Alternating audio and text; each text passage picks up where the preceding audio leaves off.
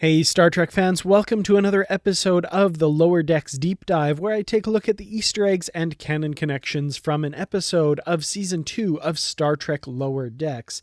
In this episode, we have Season 2, Episode 4, Mugato Gumato. Now for this episode, the Easter eggs were a little lighter, so this will be a slightly shorter than usual episode, but I'll get into some in-depth analysis of some of these Easter eggs because there are still some really fun ones to be found in this episode. To start out with the teaser, we have the return of Anbo Jitsu, which you might remember from the Season 2 episode of Star Trek The Next Generation, The Icarus Factor. This is the martial art that pit William Riker against his father, Kyle Riker, in that episode. It was described in that episode as the ultimate evolution in the martial arts. And I'll leave it to you to decide if that's the case. I will say that the demonstration of it in this episode is a little bit more impressive than it was in the Icarus Factor.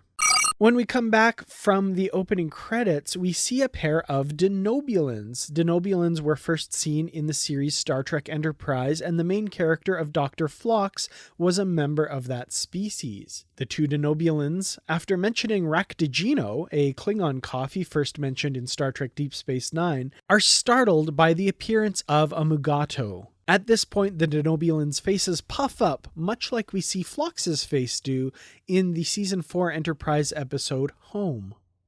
Now, as I mentioned, what startles them is a Mugato, which is a creature from Star Trek the original series, the Season 2 episode, A Private Little War. Now, there's a little bit of an in-joke throughout this episode that the Mugato has alternative pronunciations of its name. Mugato, Gumato, Mugutu, Muguto, all these various different pronunciations, and the title of the episode is in fact a reference to that as well. The reason for this was that the creature was originally, in the original series, to be called a Gumato, but DeForest Kelley, who played Dr. Leonard McCoy, had difficulty pronouncing that word, so it was changed in the script from Gumato to Mugato. However, the actors still had some difficulty pronouncing the name, and the name does change from scene to scene, from Mugato to Mugutu. As you watch this episode, you'll notice that various characters pronounce it differently each time it is said. In this scene set in the bar aboard the Cerritos, we see a feline crew member, and many people might at first assume this to be a Cation like Dr. T'Ana. However, this is actually a Kzinti. The Kzinti were a creation by writer Larry Niven and first appeared in Star Trek in the animated series episode The Slaver Weapon. They have never made another appearance in Star Trek since until now, but they did get a mention in the Star Trek Picard episode Nepenthe. While we just get a brief glimpse at this crew member in this episode, in upcoming episodes we will explore this character a little further.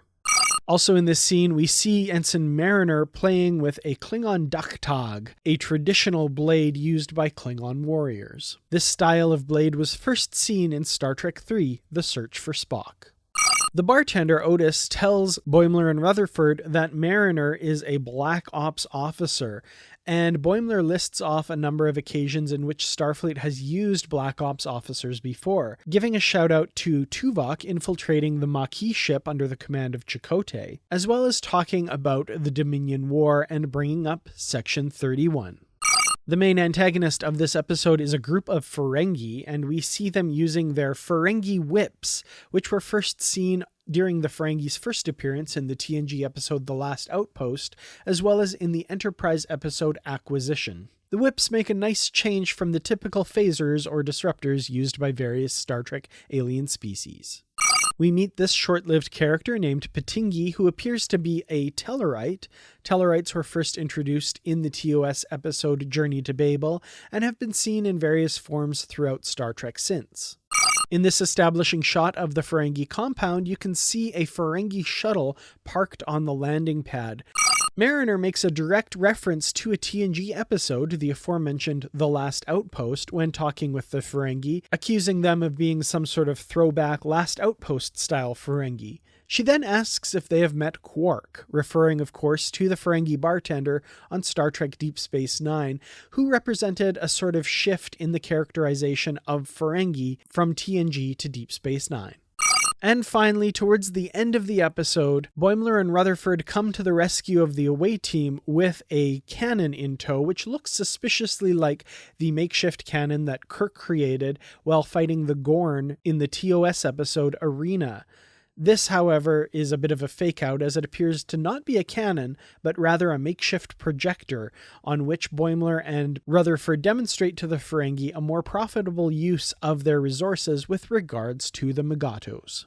Well, like I said, a bit of a short list for this episode. Were there any that I missed? For Season 2, Episode 4, Mugato, Gumato, let me know in the comments below. I'd love to hear from you.